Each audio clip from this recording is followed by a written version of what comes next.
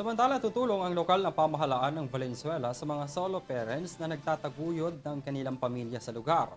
Bilang tulong, namahagi sila ng mahigit sa 2 milyong pisong ayuda mula sa mahigit 2,000 rehistradong solo parents sa kanilang lungsod.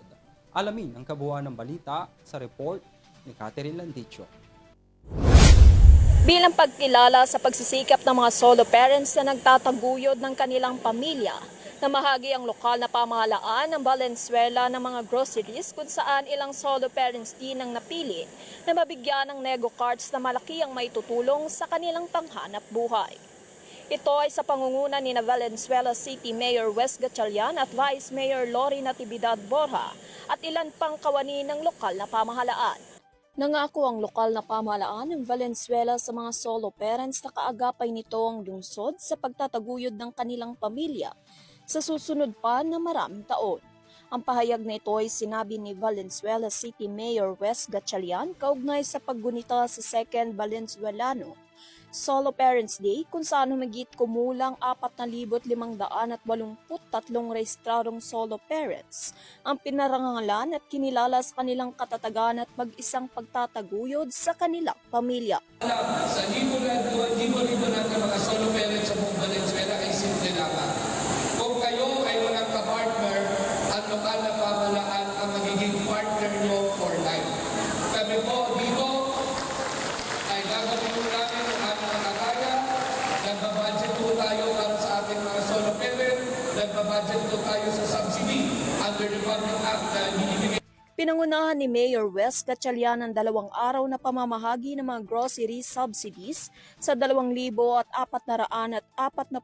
na rehistradong solo parents sa District 1 at 2,134 na benepisyaryo ng District 2 ng 500 pisong grocery gift certificate na may kabuuang 2.2 million pesos. Kasabay nito ay namahagi ng mga negosyo cart o nego carts ang lokal na pamahalaan para pa rin sa mga solo parents kung saan binunot ang kanilang mga pangalan upang maging pantay umano sa iba. Isa sa bawat barangay ay mabibigyan ng pangnegosyo na makakatulong sa kanilang paghahanap buhay. Na po ay nagbigay po tayo ng livelihood cards, ang tawag natin nego cards, para ho sa kahit paano po ay makatulong ito sa mga solo parent na may oras sa kanilang tirahan. No? Isa naman sa kabilang na solo parent sa lungsod si Janet na residente ng Barangay Malinta na kahit lubos na nahihirapan sa buhay, na itaguyod ng kanyang pamilya ay patuloy na nagtsatsaga at labis na nagpapasalamat sa mga naitulong ng lokal na pamahalaan. So umiyak na lang sa mga problema. Lalo na pag mga dumarating yung bayarin, walang ibang makakatulong kundi sa lang yung naibigay sa akin ni Mayor na to para sa amin mag-ina. At least naiibsan yung mga iba. Bukod dito, ang city government ng Valenzuela ay namahagi din ng financial assistance sa mga kwalipikadong 487 solo parents na halagang 1 milyong piso sa ilalim ng Expanded Solo Parents Welfare Act o ang RA 11861. Ito ay ayon sa eligible solo parents na kumikita ng minimum wage at bababa kung saan maaari silang makakuha ng 1,000 pisong cash subsidy bawat buwan. Kung saan ang Valenzuela City ang unang lungsod na nagsagawa sa National Capital Region at namahagi nito. Samantala, nag-issue naman ang Valenzuela City katuwang ang CSWD ng solo parent card kung saan ito ay maaaring magamit sa iba't ibang benepisyo tulad na lamang ng pagkakaroon ng discount sa mga establishmento.